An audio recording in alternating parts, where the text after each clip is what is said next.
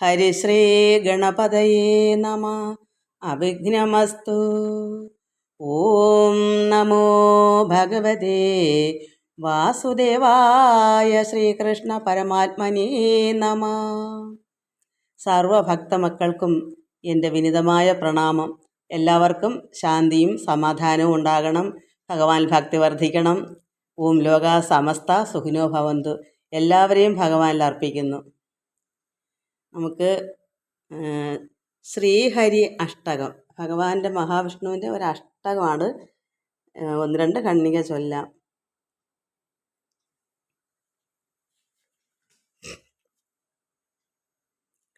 ജഗജ്ജാലപാലം കനൽകണ്ഠമാലം ശരച്ചന്ദ്രഭാലം മഹാദൈത്യകാലം തമോനീലകായം ദുരാവാരമായം സുപത്മാസഹായം ഭജേഹം ഭജേഹം. സദാംഭോധിവാസം ഗളേ പുഷ്പഹാസം ജഗൽസന്നിവാസം ശതാദിത്യഭാസം ഗദാചക്രഹസ്തം ലസൽപീതവസ്ത്രം ഹസച്ചാരുവക്ത്രം ഭജേഹം ഭജേഹം. രമാകണ്ഠകാരം ശ്രുതിവ്രാതസാരം ജലാന്തർവിഹാരം ധരാഭാരഹാരം ചിദാനന്ദരൂപം മനോജ്ഞസ്വരൂപം ഹൃദാനേകരൂപം ഭജേഹം ഭജേഹം. ജരാജന്മഹീനം പരാനന്ദപീനം സമാധാനലീനം സദൈവാനവീനം ജഗജ്ജന്മഹേതും സുരാനീകേതും ത്രിലോകൈകസേതും ഭജേഹം ഭജേഹം. കൃതാംനായഗാനം ഖഗാധീശയാനം വിമുക്തേർനിദാനം ഹദാരാതിമാനം സ്വഭക്താനുകൂലം ജഗൽ വൃക്ഷമൂലം നിരസ്താർത്ഥശൂലം ഭജേഹം ഭജേഹം. ജഗജ്ജാലപാലം കനൽകണ്ഠമാലം ശരച്ചന്ദ്രഭാലം മഹാദൈത്യകാലം തമോനീലകായം ദുരാവാരമായം സുപത്മാസഹായം ഭജേഹം ഭജേഹം. നമ്മളിവിടെ അജാമിള മോക്ഷമാണ് വായിച്ചുകൊണ്ടിരുന്നത്. അജാമിളനെ കാലദൂതന്മാർ വന്ന് പാശമൊക്കെ കണ്ട് കഴുത്തിലിട്ടിട്ട് ദണ്ഡിക്കാനൊരുങ്ങിയപ്പോൾ നാരായണ എന്ന് വിളിച്ചു. സ്വന്തം മകനെ വിളിച്ചത് ഭഗവാൻ അവിടെ കേട്ടു. അങ്ങനെ വിഷ്ണുദൂതന്മാരെ പറഞ്ഞു വിട്ടു. കാലദൂതന്മാർ ഇവിടെ എന്തിനാ വന്ന് ഇവിടെ ഇദ്ദേഹത്തിനെ വലിച്ചഴയ്ക്കാനും പാശം കൊണ്ട് കഴുത്തിറുക്കാനും ഒക്കെ എന്തിനാണ് നിങ്ങൾ വന്നത്, അതിൻ്റെ കാര്യകാരണങ്ങൾ പറഞ്ഞിട്ട് പൊക്കോളാൻ പറഞ്ഞു. അതനുസരിച്ച് ഇവിടെ ബാക്കി നമുക്ക് വായിക്കാം. അതായത് സത്യം പറഞ്ഞു പൊയ്ക്കൊള്ളുക എന്ന് കേട്ട് ഇത് ഇക്കാലമിങ്ങു വന്നിന്നിവൻ തന്നെയും ബന്ധിച്ചു താടിച്ച് ഇഴപ്പാൻ ഒരുമ്പെട്ട ബന്ധം അന്ധത എന്നിയെ ഒരു തിരിച്ചറിവില്ലാതെ കുരുട്ടായിട്ട് നിങ്ങൾ കണ്ണ് കാണാൻ മേത്ത രീതിയിൽ അറിവില്ലാതെ ഒരു ചിന്തയും കൂടാതെ അങ്ങനെ വന്ന കാരണം എന്താണ്, അതുകൊണ്ട് സത്യം പറഞ്ഞ് പൊയ്ക്കൊള്ളുക എന്ന് കേട്ട് അത്യാദരേണ തൊഴുത് ചൊല്ലിയിടിനാർ. അങ്ങനെ കാലദൂതന്മാർ തൊഴുത് പറയുന്നു എന്താ ഇവിടെ വരാനുള്ള കാരണമെന്ന്. ദൈവദൂതന്മാരോട് വിഷ്ണു ദൂതന്മാരോട് കാലദൂതന്മാർ പറയുന്നു ഞങ്ങളിവിടെ വരാനുള്ള കാരണം എന്താന്ന്. ഞങ്ങൾ ഇവിടേക്കു ധർമ്മരാജാജ്ഞയാലിങ്ങു വന്നീ മഹാപാപിയെ കൂടവേ കൊണ്ടുപോവാൻ ഒരുമ്പെട്ടതിനെന്തിനായിക്കൊണ്ട് അരുതെന്ന് ചൊല്ലി തടുത്തിടുവാൻ ബന്ധം ആകുന്നതൊന്ന് അന്ധരല്ലാതെ സൽബന്ധുക്കളായുള്ള നിങ്ങളോ ഞങ്ങളോ ചിന്തയാ പാരം ബഹുമാനയോഗ്യരെന്ന് അന്ധരാ കൽപ്പിച്ചതെന്തതെന്നിങ്ങനെ. ഞങ്ങളിങ്ങനെ ഈ മഹാഭാവിയെ കൊണ്ടുപോകാൻ ധർമ്മരാജാവ് പറഞ്ഞു വിട്ടതനുസരിച്ച് വന്നു. അപ്പോൾ നിങ്ങളെന്താ ഞങ്ങളെ തടുത്തത്? ഞങ്ങളിവരെ കെട്ടിവലിച്ചഴിച്ചുകൊണ്ട് പോകാൻ വന്നതാണല്ലോ പാപിയായ ഈ അജാമ്ളനെ. അപ്പോൾ നിങ്ങൾ നിങ്ങളെല്ലാം ഞങ്ങളെ തടുത്തത്, അങ്ങനെ കൊണ്ടുപോകാൻ പാടില്ല എന്ന് തടുക്കാനുള്ള കാരണം അത് ബന്ധം എന്താണ്? ഒരു ബന്ധമാകുന്നതോ അന്ധരല്ലാതെ സൽബന്ധുക്കളായുള്ള നിങ്ങളോ ഞങ്ങളോ ചിന്തയാ പാരം ബഹുമാന യോഗ്യരെന്ന് അന്തര കൽപ്പിച്ചതെന്തതെന്ന്. ഇങ്ങനെ എന്താ ഇത് തിരിച്ചിങ്ങനെ ആകുന്നത്? ഞങ്ങൾ പാപിയായ ദുഷ്ടനെയല്ലേ കൊണ്ടുപോകാൻ വന്ന, അപ്പോൾ അവിടെ എന്തിനാ വന്ന് തടസ്സം നിൽക്കുന്നത് നിങ്ങൾ? ദുഷ്ടനായുള്ളിവൻ തന്നെ വന്നൻപിനോടൊട്ടേറെ നന്നായി അനുസരിച്ചിടുവാൻ ചിത്തകാരുണ്യമുണ്ടായത് അരുൾ ചെയ്യുന്ന ഉത്തമ പുരുഷന്മാരവർ കേട്ടുടൻ. അപ്പോൾ ഒട്ടേറെ ഈ ദുഷ്ടനായുള്ളവനെ കൊണ്ടുപോകാൻ വന്നപ്പോൾ നന്നായി ഞങ്ങൾ അനുസരിച്ചിടുവാൻ അവിടെ ധർമ്മരാജൻ പറഞ്ഞതനുസരിച്ച് ഞങ്ങൾ വന്നതാണ്. അതിന് ചിത്തകാരുണ്യം ഉണ്ടായത് അരുൾ ചെയ്യുക. എന്താ വിഷ്ണുദൂതന്മാർക്ക് ഇത്ര മനസ്സിൽ കാരുണ്യം ഈ ദുഷ്ടനോടുണ്ടായ കാര്യം എന്താണ്? അങ്ങനെ ഉത്തമ പുരുഷന്മാർ അത് കേട്ട് പറയുന്നു, വിഷ്ണുദൂതന്മാർ പറയുന്നു, വിഷ്ണുദൂതന്മാർ മൃത്യുദൂതാവലിയോട് അതിനുത്തരം അത്യാദരേണ ചിന്തിച്ചരുളി ചെയ്താൻ. അങ്ങനെ എന്താ നിങ്ങൾ കാരുണ്യത്തോടെ ഇവനെ തടസ്സം ചെയ്തത്? ഇത് പാപിയല്ലേ? ധർമ്മരാജൻ അതാ യമരാജാവ് പറഞ്ഞതനുസരിച്ചാണ് ഞങ്ങളുടെ ഇവനെ കൊണ്ടുപോകാൻ വന്നത്. അതിന് ഇത്രയും ഇത്ര മനസ്സിൽ ഇത്രയും കാരുണ്യം ഈ ദുഷ്ടനോട് എന്താ നിങ്ങൾക്കുണ്ടായത്? വിഷ്ണുദൂതന്മാർക്ക് എന്താ ഇത്ര കാരുണ്യം ഉണ്ടായതെന്ന് പറഞ്ഞപ്പോൾ ഈ മൃത്യുദൂതാവലിയോട് ഈ വിഷ്ണുദൂതന്മാർ പറയുന്നു, മൃത്യുദൂതാവലി വെച്ചാൽ കാലദൂതന്മാരോട് പറയുന്നു, ധർമ്മരാജാജ്ഞയാൽ ഇങ്ങു വന്നിടിന നിർമ്മലന്മാർ ഭവാന്മാരെന്നിരിക്കിലോ. ധർമ്മരാജാവിൻ്റെ ആജ്ഞ അനുസരിച്ച് നിർമ്മലന്മാരായ നിങ്ങൾ അങ്ങനെ പറഞ്ഞു കേട്ട് വന്നെങ്കിലോ, ഭവാന്മാർ നിങ്ങളങ്ങനെ വന്നെങ്കിലും ധർമ്മ അധർമ്മങ്ങളും ദണ്ഡഭേദങ്ങളും നിർമായ രമ്യഭേദേന ചൊല്ലിയിടുവിൻ. അപ്പോൾ ധർമ്മരാജൻ്റെ ആജ്ഞപ്രകാരം നിങ്ങൾ വന്നത് ശരി തന്നെ. നിർമ്മലന്മാരായ നിങ്ങളിവിടെ വന്നു, ഈ പാപിയായ ഇദ്ദേഹനെ കൊണ്ടുപോകാൻ വന്നത് ശരി തന്നെ. എന്നാൽ ധർമ്മം എന്താണ്, അധർമ്മം എന്താണ്, ദണ്ഡഭേദങ്ങൾ എന്താണ്, നിർമായ രമ്യഭേദം നിങ്ങൾ പറയുവിൻ, ചൊല്ലിയിടുവിൻ. ഇവിടെ ധർമ്മം അധർമ്മം, ഇവിടെ അധർമ്മം ഉണ്ടായിട്ടാണല്ലോ മജാമളനെ കൊണ്ടുപോകാൻ കാലദൂതന്മാരെ ധർമ്മരാജൻ പറഞ്ഞു വിട്ടത്. ഇവിടെ എന്താണ് അധർമ്മങ്ങളുടെ ദണ്ഡഭേദങ്ങളൊക്കെ ഇവിടെ ചൊല്ലിയിടൂ. നിർമായ രമ്യഭേദന ചൊല്ലിയിടുവിൻ. നിങ്ങൾ പറയൂ, ഇദ്ദേഹം ചെയ്ത അധർമ്മം എന്താണ്? നിങ്ങൾ പാപിയാണെന്ന് പറഞ്ഞല്ലോ, അതെന്താണ് കാരണം? തുല്യമായി എന്നു കേട്ട അന്തകദൂതന്മാർ ചൊല്ലിനാരാഗമോക്തി പ്രകാരങ്ങളാം. അങ്ങനെ നന്നായി തുല്യമായി അത് കേട്ട് ദൂതന്മാർ, ഏത് ദൂതന്മാരാ? കാലദൂതന്മാർ ഉത്തരം പറയുന്നു. കല്യാണമാർഗ കർമ്മങ്ങൾ ധർമ്മങ്ങൾ, മറ്റല്ലാത്തതെല്ലാം അധർമ്മമല്ലോ നൃണാം. അപ്പോൾ കല്യാണ മാർഗങ്ങളാണ്, അങ്ങനെയുള്ള കർമ്മങ്ങളാണ് ധർമ്മങ്ങൾ. എന്താണ് കല്യാണ മാർഗങ്ങൾ? സന്മാർഗങ്ങൾ. കല്യാണം വെച്ചാൽ വിവാഹത്തിൻ്റെ അർത്ഥമല്ല. കല്യാണം വെച്ചാൽ ഒരു ദോഷവും ആർക്കും ചെയ്യാത്ത ധർമ്മനീതികളാണ് ഇവിടെ കല്യാണം. അങ്ങനെ കല്യാണ മാർഗങ്ങൾ വെച്ചാൽ നല്ല കർമ്മങ്ങൾ ചെയ്യുന്നവർക്ക് ആണ് ഇവിടെ ധർമ്മങ്ങൾ എന്ന് പറയുന്നത്. അപ്പോൾ ഇവിടെ ഈ ദുഷ്ടന്മാർ കാലദൂതന്മാർ പറയുന്നു, കല്യാണ മാർഗ കർമ്മങ്ങളാണ് ധർമ്മങ്ങൾ, മറ്റല്ലാത്തതെല്ലാം അധർമ്മമല്ലോ നിർണ. അല്ലാതെ ചെയ്യുന്നതൊക്കെ അധർമ്മമാകുന്നു. അപ്പോൾ വിസ്തരിച്ച് പറഞ്ഞു കൊടുക്കുന്നു വിഷ്ണുദൂതന്മാരുടെ ഇതാണ് കാരണം.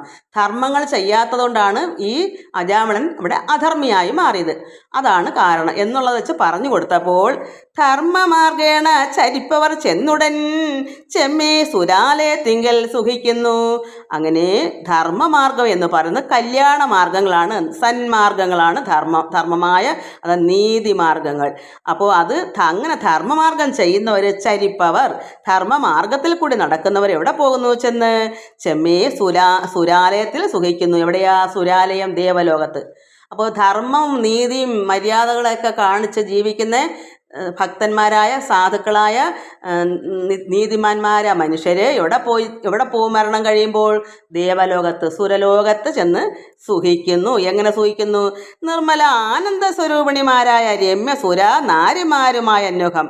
അപ്പോൾ നിർമ്മലാനന്ദ സ്വരൂപിണിമാരായ അത്രമാത്രം ഇവിടുന്ന് പോകുന്നത് നിർമ്മലന്മാരാണല്ലോ, ധർമ്മമര്യാദയൊക്കെ അനുസരിച്ച് സന്മാർഗങ്ങൾ ചെയ്യുന്നവരാണല്ലോ. അവരുടെ ചെല്ലുമ്പോൾ ആരുമായിട്ടാ അവിടെ ദേവലോകത്ത്?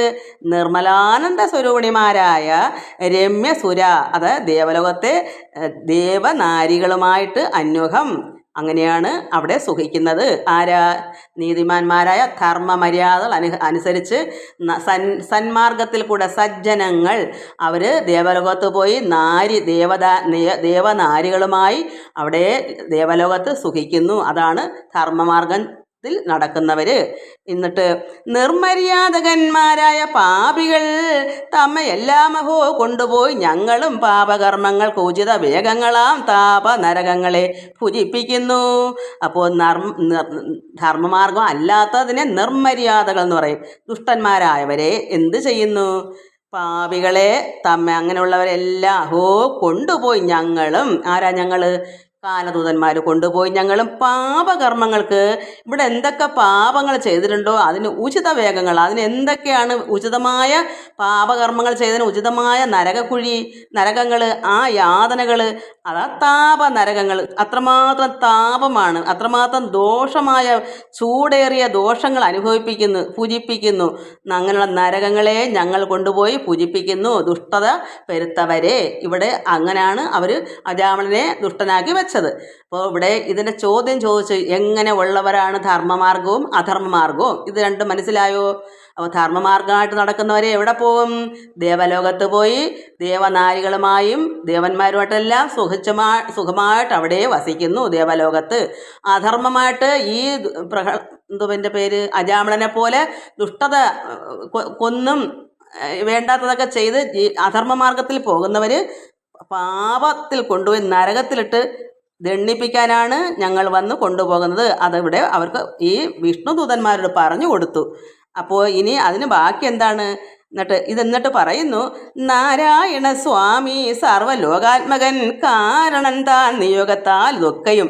അപ്പോൾ ഭഗവാൻ തന്നെയാണ് ഇതെല്ലാം. സത്യത്തിൽ ഇതെല്ലാം ഭഗവാൻ തന്നെ, വേറെ ഈശ്വരൻ അറിയാത്ത ഒരു കാര്യവും ഇല്ല. ഈശ്വരൻ നാരായണൻ ഭഗവാൻ തന്നെയാണ്. സർവ്വലോകാത്മകനായ ഭഗവാൻ തന്നെ കാരണൻ. ആ കാരണൻ വിചാരിച്ചിട്ടാണ് ഈ നിയോഗങ്ങളെല്ലാം ഇവിടെ ഉണ്ടാകുന്നത്. നിയോഗത്താലാണ് ഇതൊക്കെയും സാധിക്കുന്നത്. സർവകാലേഷു സർവഞ്ച സർവമായ വശാലെന്നറിയുന്നത്.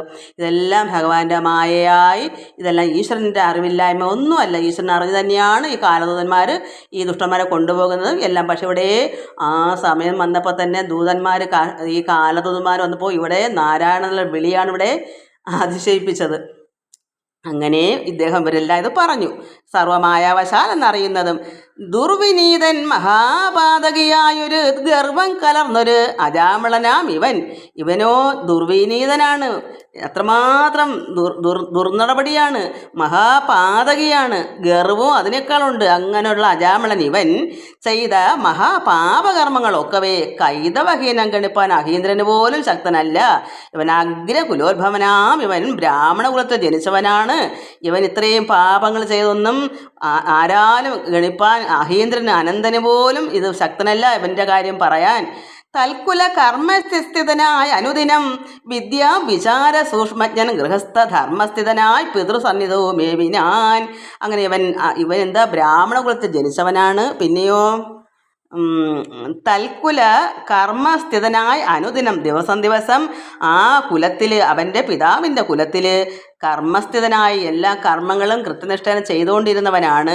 വിദ്യ വിചാര സൂക്ഷ്മജ്ഞനായിരുന്നു, ഗൃഹസ്ഥ ധർമ്മസ്ഥിതനായിരുന്നു, പിതൃസന്നിധവും പിതാവിൻ്റെ കൂടെ കുടുംബത്ത് താമസിച്ചവനായിരുന്നു. അദ്ദേഹത്തിൻ്റെ അടുത്ത് നന്മ കൊണ്ട് ചെയ്തവനായിരുന്നു. അതായത് എന്ത് ചെയ്തു? അക്കാലം അങ്ങൊരു നാൾ അരണ്യാന്തരം അങ്ങനെ ഇരുന്നപ്പോൾ ഇത് കാലദൂതന്മാർ മഹാവിഷ്ണുവിൻ്റെ ദൂതന്മാരോട് പറഞ്ഞു കൊടുക്കുന്നതാണ്. ഇവൻ നല്ലവനായിരുന്നു, അവൻ പിതാവിൻ്റെയൊക്കെ കർമ്മങ്ങളെല്ലാം നന്നായി അനുഷ്ഠിച്ചവനായിരുന്നു. ധർമ്മവും പിന്നെ ഹോമവും ഗൃഹസ്ഥാശ്രമവും വിദ്യയും വിചാരവും സൂക്ഷ്മജ്ഞനും ഒക്കെ ആയിരുന്നു.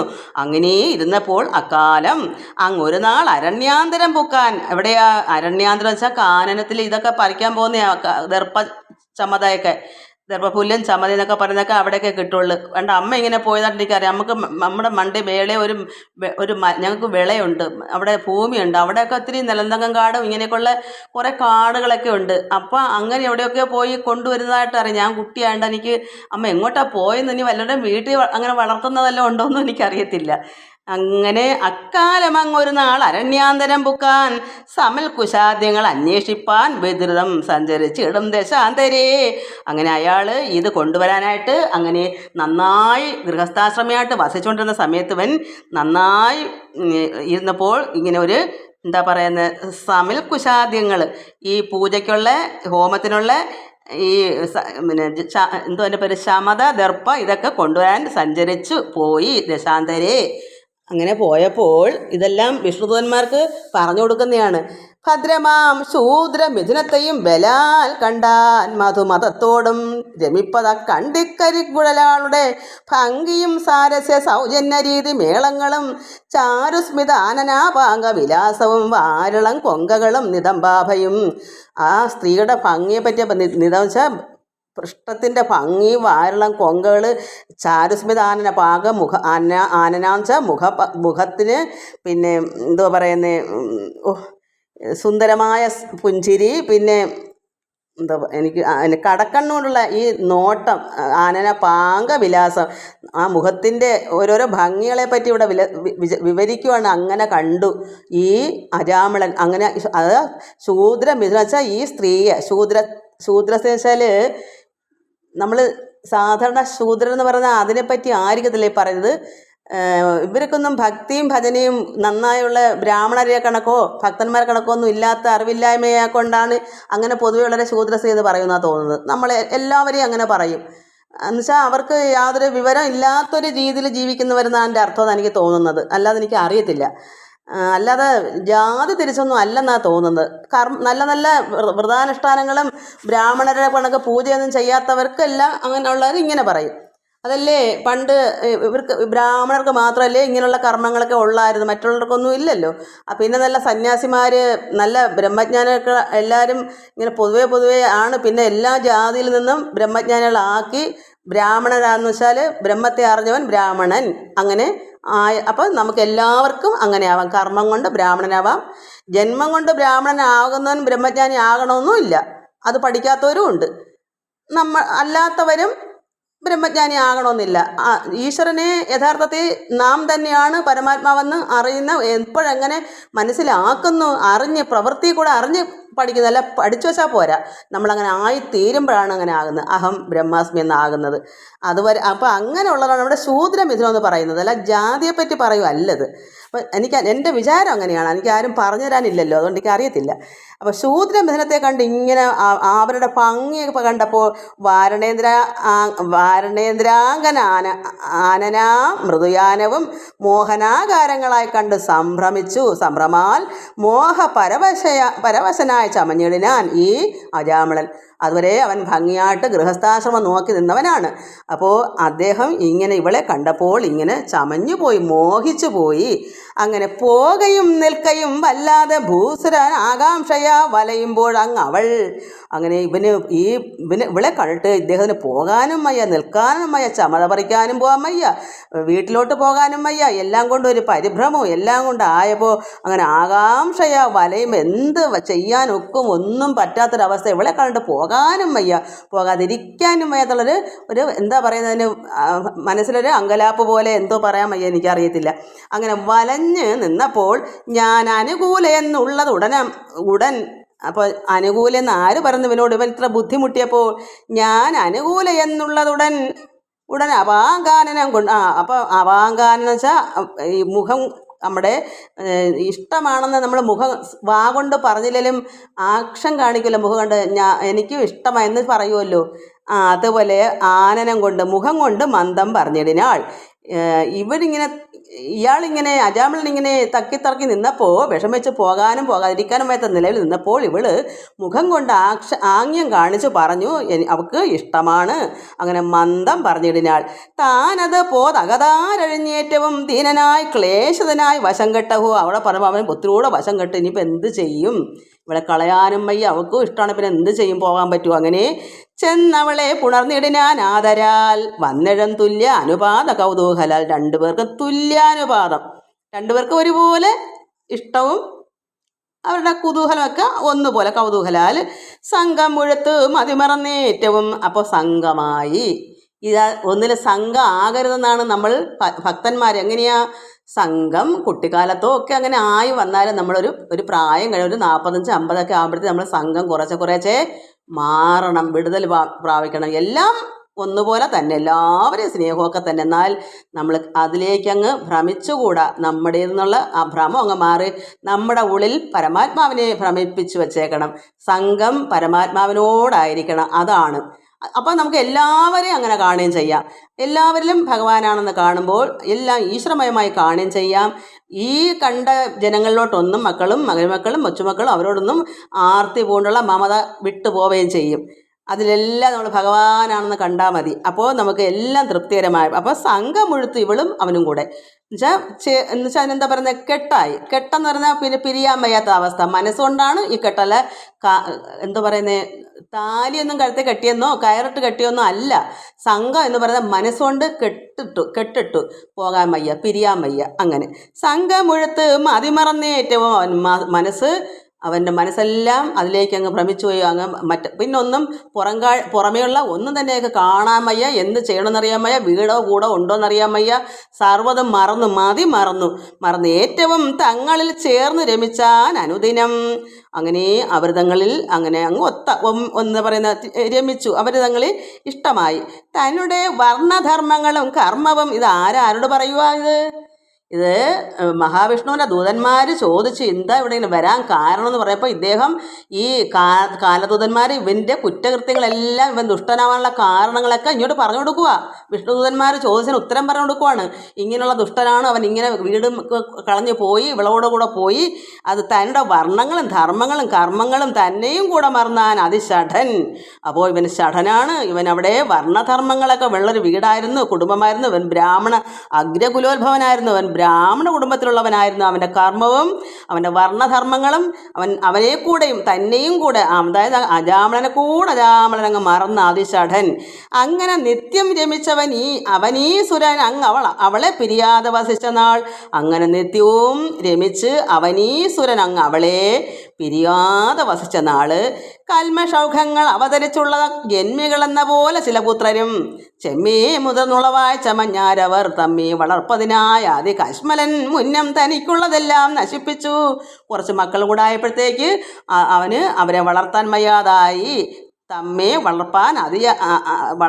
വളർപ്പതിനായി കശ്മലൻ എന്ത് ചെയ്തു? മുന്നം ആദ്യം എന്ത് ചെയ്തു? തനിക്കുള്ളതെല്ലാം അങ്ങ് നശിപ്പിച്ചു. ആ അജാമളനുള്ളതെല്ലാം അങ്ങ് നശിപ്പിച്ചു. എന്ന് വെച്ചാൽ എങ്ങനെ തിന്നണ്ടേ, മക്കളെ വളർത്തണ്ടേ, ഭാര്യയ്ക്ക് കൊടുക്കണ്ടേ. പിന്നെ അതും തീർന്നപ്പോൾ പിന്നെ പരദ്രവ്യം ആർജിച്ചതേറ്റവും അന്യൻ്റെ ദ്രവ്യം ആർജിച്ചെടുത്തു. അതും തീർന്നപ്പോൾ ബ്രഹ്മസ്വം എടുത്തു. അത് ബ്രഹ്മം എന്ന് വെച്ചാൽ ഈശ്വരൻ്റെ മുതല ബ്രഹ്മം എന്ന് പറയാം. ബ്രാഹ്മണനല്ലേ ബ്രഹ്മസ്വം എന്ന് വെച്ചാൽ പൂജ, എന്താ എനിക്ക് അറിയത്തില്ല, ഭഗവാന്റെ മുതലെന്നാ അതിൻ്റെ അർത്ഥം. ബ്രഹ്മസ്വം വെച്ചാൽ ബ്രാഹ്മണർക്ക് അങ്ങനെ ഉണ്ടാവാം, പൂജകളോ അതൊക്കെ ചെയ്യുന്നതിൻ്റെ എന്തെങ്കിലും ആയിരിക്കും, അറിയില്ല. അങ്ങനെ ബ്രഹ്മസ്വം എടുത്ത് പിന്നെ അമരസ്വം. അമരം വെച്ചാൽ ദേവന്മാരല്ലേ അമരന്മാർ. അങ്ങനെ ദേവന്മാരതും എടുത്ത് ഈശ്വരൻ്റെ ദൈവത്തിൻ്റെ ബ്രഹ്മസ്വം എടുത്ത് പരദ്രവ്യ അന്യൻ്റെതും എടുത്ത് അയാളതും എടുത്ത് അത് സ്വസ്വം അവൻ്റെ ഒറ്റയ്ക്കുള്ള അതും എടുത്ത് നിർമര്യാദകനെ ഏറ്റവും അടക്കിനാൻ. ഇത് മൊത്തം അവൻ നശിപ്പിച്ച് അടക്കി പിടിച്ചെടുത്തു. ദേവന്മാരതും ദൈവത്തിൻ്റെതും അവൻ്റെതും അവൻ്റെ കുടുംബത്തിൻ്റെതും അന്യൻ്റെതും എല്ലാം പിടിച്ചും പറിച്ചും അങ്ങനെയെല്ലാം എടുത്തെന്ന് ഇവിടെ മഹാവിഷ്ണുവിൻ്റെ ദൂതന്മാരോട് കാലദൂതന്മാർ പറയുന്നു. അങ്ങനെ എല്ലാം പിടിച്ചടക്കിനാൻ. പുണ്യലേശം കിനാവിൽ പോലും ഏതും അങ്ങ് ഒന്നറിയാതെ കണ്ട് ഇങ്ങനെ നിന്ദ്യനായി. പുണ്യം എന്ന് പറഞ്ഞത് ലേശം പോലും ഇല്ല, ഒരു നന്മ എന്ന് പറഞ്ഞത് അല്പം പോലും കിനാവിൽ പോലും സ്വപ്നത്തിൽ പോലും ഏതുമേ അങ്ങൊന്നറിയാതെ കണ്ട് ഇങ്ങനെ നിന്ദ്യനായി വെറും നികൃഷ്ടനായി തന്നെ മറന്നു, സ്വന്തം അയാൾ തന്നെ മറന്നിട്ട് കഴിച്ചതോ കാലവും. ഈ ഒരു സ്ത്രീക്ക് വേണ്ടി സർവ്വതും ഇങ്ങനെ ആയവൻ ദുഷ്ടനല്ലേ, അതുകൊണ്ടാണ് ചോദിക്കുന്നത്. അങ്ങനെ വന്നപ്പോൾ അങ്ങനെ കഴിച്ചതോ കാലവും. അങ്ങനെ കഴിഞ്ഞു വന്നപ്പോൾ വയസ്സ് 88 അതാണ് ഇവിടെ. അപ്പോഴേ വന്നെടുത്തോ ജീവിതാവധിയും തുലോ. അപ്പോൾ അവന് വയ്യാതായി, ജീവിതം അവസാനിപ്പിക്കുന്ന സമയമായി. എന്ന് വെച്ചാൽ 88 വയസ്സായി. അതുവരെ ഇങ്ങനെ കട്ടും കവർന്നും മോട്ടിച്ചെല്ലാം പക്ഷികളെ കഴി വെച്ച് പിടിച്ചും ഇതെല്ലാം കൂടെ ഇത് പറഞ്ഞില്ല. അങ്ങനെ വിഷ്ണുദൂതന്മാരടുത്ത് ഇങ്ങനെ പറഞ്ഞപ്പോൾ അങ്ങനെയുള്ള മഹാപാപിയെ പുനരങ്ങ് വൈകാതെ കൊണ്ടാശു ചെന്നിടുവാൻ ഞങ്ങളെ ഇങ്ങയച്ചു ധർമ്മരാജനി. ഇന്ന് ഇങ്ങനെയുള്ള മഹാപാപി തന്നെ ചാരത്തുടൻ ഇങ്ങനെ എഴുന്നള്ളുവാനുള്ള കാരണം നേരെ അരുൾ ചെയ്യുക വേണമേ. ഇങ്ങനെയുള്ള പാപിയെ കൊണ്ടു ചെല്ലാൻ ഞങ്ങളുടെ ധർമ്മരാജൻ ഇങ്ങനെ ഞങ്ങളെ അയച്ചു. ഈ മഹാപാപിതരുടെ ചാരത്തു അടുത്ത് ഈ പാപിയുടെ അടുത്ത് ഉടൻ ഇങ്ങനെ എഴുന്നള്ളുവാൻ നിങ്ങൾ, അതായത് വിഷ്ണുദൂതന്മാർ ഇങ്ങനെയുള്ള പാപിയുടെ അടുക്കെ നിങ്ങളിങ്ങനെ എഴുന്നള്ളുവാനുള്ള കാരണം നേരായി അരുൾ ചെയ്യുക വേണമേ. ഞങ്ങൾ വന്നത് ഇത്രയെല്ലാം ദുഷ്ടനായ പാവിയായതുകൊണ്ട് ഈ യമരാജൻ പറഞ്ഞു വിട്ടു. പക്ഷേ ഇവിടെ വിഷ്ണുദൂതന്മാരായ നിങ്ങൾ എന്താണ് ഇങ്ങനെ ഇവൻ്റെ ചാരത്ത് ഇവൻ്റെ അടുത്ത് വന്നത്, അത് നേരായി പറഞ്ഞു തരണമെന്ന് പറഞ്ഞു. അപ്പോൾ പറയുന്നു, കാലദൂതാവലി ചൊന്നത് കേട്ട് തൽക്കാലേ ചിരിച്ചു നാരായണദൂതരും. ഇത്രയെല്ലാം പറഞ്ഞപ്പോൾ ഈ എന്തോ പറയുന്നത് വിഷ്ണുദൂതന്മാർ സന്തോഷം ഒന്ന് ചിരിച്ച് പറയുന്നു, പാരാതെ കണ്ടരുൾ ചെയ്തു. അങ്ങനെ പാരാതെ കണ്ടരുൾ ചെയ്ത് സുഹൃതികൾ ആരുമില്ലിങ് ഇവനൊത്തവരൂഴിയിൽ. അപ്പോൾ വിഷ്ണുദന്മാർ ചിരിച്ചിട്ട് പറഞ്ഞു, ഇവനെപ്പോലെ ഈ ഭൂമിയിൽ, ഈ ഊഴി വെച്ചാൽ ഭൂമിയിൽ ഇവനെപ്പോലെ സുഹൃതികൾ ആരുമില്ല ഇവനൊത്തവരൂഴിൽ. അത് സത്യമായ കാര്യമാണ്. അവൻ ഒരു കുട്ടിയുടെ പേരിട്ടാണ് ആ കുട്ടി എത്രമാത്രം വളർന്നോ, നന്നായി വളർന്നവനാ അവൻ. അത്രത്തോളം വർഷം ഇദ്ദേഹം എന്താ പറയുന്നേ, നാരായണ നാരായണനല്ലേ വിളിക്കുന്നേ, എന്നും നാരായണ എന്നുള്ള വിളിയല്ലേ വിളിക്കുന്നത്. പിന്നെ എങ്ങനെയാ അന്നുള്ള പാപം അതിൽ കൂടെ അങ്ങ് പോവത്തില്ലേ? ഇത് പാപമോചനം കിട്ടുന്ന നാരായണ മന്ത്രം പാപം പോകുന്ന കർത്താവ് യേശു തമ്പുരാനും ഇതുപോലെ പാപമോചനത്തിനായി വന്ന പിന്നെ ഭഗവാൻ ഈശ്വര ദൈവപുത്രനാ. പാപം മോചിച്ചു കൊടുക്കുന്ന എന്നുവെച്ചാൽ അതാണ് അവരുടെ പ്രാർത്ഥന. അവരത്രമാത്രം കൂട്ടത്തോടെ അകമഴിഞ്ഞ പ്രാർത്ഥനയാണ്. എല്ലാവരും ഒന്നുമല്ലാണെന്ന് ഞാൻ പറയുമല്ല, അത് എല്ലാത്തിലും ഉണ്ട്, എല്ലാ മതത്തിലും ഉണ്ട് കാര്യം കാണാനുള്ള ആരാധനകളും. പക്ഷേ യഥാർത്ഥത്തിൽ വിളിക്കുന്നവർക്ക് കിട്ടും. അത് പിന്നെ കർത്താവ് തന്നെ പറഞ്ഞുള്ള അതായത് വഴി, ഈശ്വരങ്ങളിലേക്ക് പോകുന്ന വഴി അത് കർത്താവിലുണ്ട്. ആ നന്മ എന്താ വേണ്ടുന്ന വഴി പറഞ്ഞു കൊടുക്കുന്നത്. അപ്പം അത് അനുസരിക്കുന്നവർക്ക് സ്വർഗത്ത് കർത്താവിനെ ഞാൻ നേരത്തെ പോയി അവിടെ പിതാവിനടുക്കെ വാസസ്ഥലം നിങ്ങൾക്കായിട്ട് ഒരുക്കാൻ നേരത്തെ പോകുന്നു. അതായത് ഭക്തന്മാർ എല്ലാവരെയൊന്നും കൊണ്ടുപോകത്തില്ല. ക്രിസ്ത്യാനികൾ പറയുന്നത് എന്തുവാ, ഞങ്ങൾ എല്ലാവരും രക്ഷപ്പെടുന്നത്. എവിടെയാ? കർമ്മഫലം പോലെ ഇരിക്കും. കർത്താവ് പറഞ്ഞ തീർത്ത് അനുസരിക്കുന്ന ഭക്തന്മാർ അത് എല്ലാ മതത്തിലും ഉണ്ട്. എല്ലാ മതക്കാരും ഇങ്ങനെ തന്നെയാണ്. പോണ്ടുന്നവർ പോകും, അല്ലാത്തവർ നരകത്തിൽ പോകും. കാരണം ഒന്ന് പാടി സ്തുതിച്ചെന്ന് പറഞ്ഞ് അവിടെ പോകണമെന്നില്ല, അവിടെ ഉള്ളം പരിശോധിക്കും. കർത്താവ് പറഞ്ഞ അനുസരിച്ച് നിൽക്കുന്നവരാണെങ്കിലേ അവിടെ ചെല്ലൂ. അതുകൊണ്ട് നിങ്ങൾക്ക് മുമ്പേ ഞാൻ പോകുന്നു, നിങ്ങൾക്ക് അവിടെ പോയി ഞാൻ വാസസ്ഥലം ഒരുക്കാം എന്ന് പറഞ്ഞ് അവിടെ ചെല്ലേണ്ടെന്നവർ ചെല്ലും, അല്ലാത്തവർ വേറെ വഴിക്ക് പോകും. അത്രയേ ഉള്ളൂ. എല്ലാവരും വെറുതെ തുള്ളിക്കൊണ്ടിരിക്കുക, എല്ലാവർക്കും പോകാമെന്ന്. അത് വെറുതെയാണ്. അവനവൻ്റെ ഹൃദയം നന്നാവാതാണ്ടും ഈശ്വരൻ എന്താണെന്ന് അറിയാതാണ്ടും ഞാൻ ആരാന്നറിയാതാണ്ടും അങ്ങോട്ട് ചെന്നാൽ എടുക്കത്തില്ല. അതുകൊണ്ട് ഇവിടെ പിന്നെ പറയുന്നു, കാലേ ചിരിച്ച് നാരായണദൂതരും പാരാതെ കണ്ടരുൾ ചെയ്തു സുഹൃത്തുക്കൾ ആരുമില്ല ഇവനൊത്തവരൂഴിയിൽ. ഇവനെപ്പോലെ സുഹൃത്തുക്കൾ ആരും ഈ ഭൂമിയിലില്ല. നമുക്കിനി അടുത്ത ദിവസം വായിക്കാം ബാക്കി എന്താണെന്ന്. എല്ലാവർക്കും നമസ്കാരം. ഓം ലോകാ സമസ്ത സുഖിനോ ഭവന്തു. ഹരി ഓം ഹരി ഓം ഹരി ഓം.